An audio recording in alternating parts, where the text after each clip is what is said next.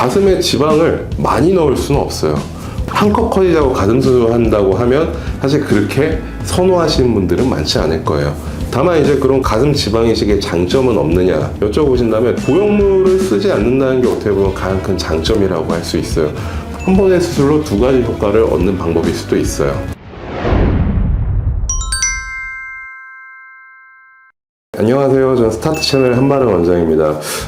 저희 병원에서 그렇고, 이제 우리나라에서 많이 시행되는 미용 수술 중에 하나가 이제 지방 이식이잖아요. 보통 이제 지방 이식 어디다 하나요? 보통 얼굴 쪽에 나이가 조금 있으신 분들은 팔자라든지 혹은 이마, 이제 앞볼 쪽에 볼륨을 주기 위해서 많이 수술을 하시는데, 지방 이식에 있어서 또 우리가 많은 도움을 받을 수 있는 곳이 있습니다. 바로 가슴인데요. 가슴 같은 경우에 한번 생각을 해보시면, 우리가 지금까지 가슴 성형 수술에 대해서 생각을 한다면 보통은 이제 실리콘으로 된 이렇게 동그란 어떤 보형물이 들어가는 것들을 많이 생각을 하셨을 거예요.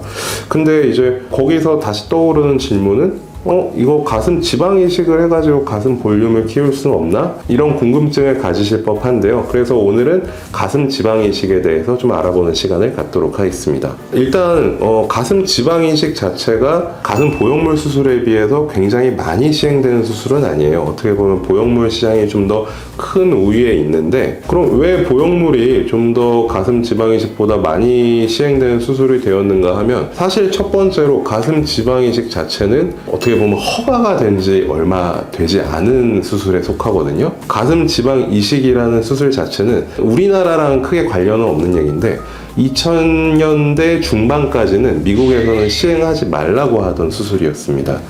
왜 시행하지 말라고 했냐 하면, 이제 가슴 지방 이식을 했을 때 필수적으로 생기는 여러 가지 변화들이 있는데, 이 변화와 유방암 검진을 했을 때 생기는 변화를 구분을 할 수가 없었기 때문에 처음에는 하지 말라고 얘기를 했었어요. 유방암 검진을 했을 때 우리가 가슴에 어떤 이상한 것들이 생겼다, 변화가 있다, 이거랑 지방 이식을 했을 때 생기는 변화랑 구분이 가능해야 이게 안 좋은 놈인지 괜찮은 건지 구분을 할 수가 있는데, 그런 것들이 그때까지는 어려웠기 때문에 미국에서도 2000년대 중반까지는 지방 이식을 하지 말라고 했단 말이죠. 그러면 왜 지금은 지방 이식을 해도 된다고 얘기를 했냐 하면, 사실 그거는 지방 이식 기술이 발전했다라기보다는 가슴 검진을 할 때 엑스레이도 촬영하고 이제 맘모톰이라는 영상도 촬영하고 하는데, 그 촬영과 분석 기술이 올라갔기 때문에 유방암이 생겼을 때 생기는 변화와 가슴 지방 이식을 했을 때 생기는 변화가 구분이 가능하기 때문에 이제는 하셔도 되겠습니다 라고 허가된 측면이 있다는 점을 먼저 말씀을 드리고요. 두 번째로는 지방 이식을 했을 때 이제 생착률이라는 말씀 많이 들어보셨을 거예요. 이 생착률이라는 게 뭐냐면, 어딘가에 지방을 넣어놨을 때 이게 다 살진 않더라, 조금은 흡수되거나 없어지기도 하더라, 이런 의미로 받아들이시면 되는데요. 자, 가슴도 똑같은 생착률의 이슈가 생기거든요.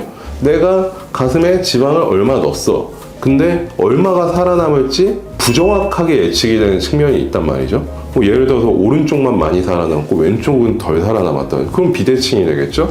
오른쪽에서 윗가슴 쪽은 볼륨이 잘 살았는데 아래쪽은 덜 살았다든지, 이런 식으로 생착률의 이슈가 있기 때문에 보형물 같은 경우에는 사실 만들어진 공산품으로 된 실리콘 보형물을 딱 집어넣으면 그냥 그 사이즈만큼 커지는 거예요. 지방 이식은 거기에 대해서 조금 단점이 있다 라고 두 번째 말씀을 드리고요. 마지막 세 번째는 생착률과도 연관이 된 문제인데요.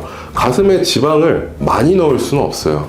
우리가 어떤 식으로 구분을 하게 되냐면, 보통은 100에서 300ml 정도의 지방을 넣는 것을 굉장히 큰 지방 용량을 넣는다고 얘기를 하고요. 그 다음에 300ml 이상의 범위는 성형외과적인 영역에서는 메가볼륨이라고 표현을 하거든요.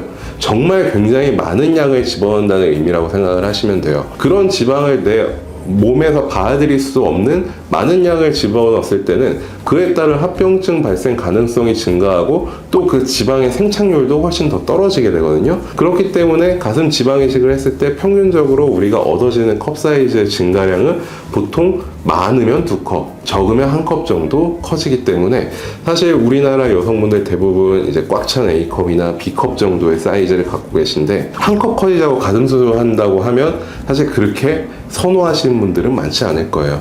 그래서 지금까지 말씀드린 여러 가지 이유로 가슴 지방 이식 자체가 조금 보형물 수술에 비해서 밀린 감은 있습니다. 다만 이제 그런 가슴 지방 이식의 장점은 없느냐 여쭤보신다면 장점은 분명히 있습니다. 우리가 보형물을 쓰지 않는다는 게 어떻게 보면 가장 큰 장점이라고 할 수 있어요. 보형물은 아무리 우리가 포장해봤자 어쨌든 이물질이잖아요. 우리가 성형수술을 하거나 어떤 수술을 할 때 내 몸에 다른 이물질이 들어온다는 거에 대해서 거부감을 가지시거나 혹은 불안감들을 가지고 계신 분들이 굉장히 많거든요. 근데 가슴 지방 이식을 통해서 조금 더 안전하게 한 100mm에서 200mm 정도 커지는 게 좀 더 좋은 선택지가 될 수도 있다는 거죠. 특히나 이제 가슴 지방 이식 같은 경우에는 가슴의 양쪽의 모양을 좀 더 다듬는 데 굉장히 유용한 방법이거든요. 예를 들어서 양쪽이 조금 비대칭이 있다든지 혹은 가슴이 조금 더 벌어져 있는 가슴골이 넓고 모이지 않는 가슴들, 이런 가슴들에서는 사실 지방 이식을 했을 경우에 그런 모양을 다듬는데 굉장히 유용하다는 점을 말씀을 드리고 싶고요. 마지막으로는 사실 우리 가슴 지방 이식을 하려면 어쨌든 어딘가에서 지방을 빼야 되잖아요. 지방을 빼는 부위는 보통 어디냐? 복부겠죠? 배 쪽에서 지방을 빼서 가슴에다가 넣는다. 그러면 우리가 S라인 할 때 결국은 가슴 볼륨이 나오고 복부 쪽은 허리 라인 싹 들어가고 골반은 나오는 이런 라인을 보통 꿈꾸실 텐데, 우리가 지방 흡입을 해서 옆구리나 혹은 배의 군살들을 없애면서 가슴 볼륨까지 키울 수 있다면 어떻게 보면 굉장히 좋은 방법일 수가 있겠죠. 한 번의 수술로 두 가지 효과를 얻는 방법일 수도 있어요. 그래서 뭐 결론적으로 말씀을 드리자면 이제 지방 이식 자체가 보형물처럼 사이즈를 크게 가슴을 키우는 수술은 아닙니다.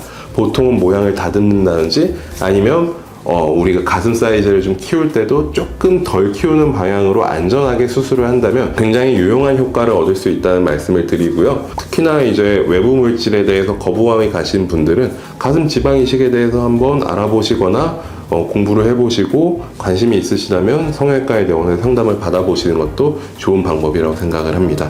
자, 오늘은 가슴 지방 이식에 대해서 간단하게 알아보았고요. 지금까지 스타트 채널의 한바름 원장이었습니다. 감사합니다.